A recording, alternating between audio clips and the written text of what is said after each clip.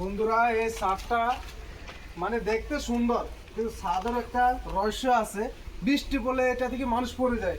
কালকে এখানে উঠতে একজন এখান থেকে পড়ে হাতে সব বাঁকলা উঠে গেল, এখান থেকে আর মোবাইল ভেঙে গেল।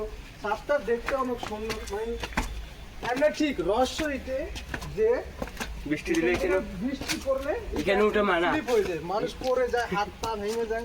একজন কালকে একজনের হাতের ছ বাকলা উঠে গেছে, মোবাইলটা ভেঙে গেছে। দেখো ছাদটা দেখো, ছোট মোটো জায়গা কিন্তু ছাদটা দেখো অনেক সুন্দর। এই যে আমাদের খাবার জল এখানে রাখা হয়েছে, সামান্য একটু গাছ উঠে গেছে, এগুলো আমরা সাফা করবো, মানে সময় পাইতেছি না, কাজের চাপের তো অনেক কাজ। এই যে একটা রুম আছে, মানে চাবিটা হাজিয়ে গেছে, এই তার দিকে আমরা রুমে ঢুকতে পারছি না। আর কি বলবো, জায়গাটা অনেক সুন্দর।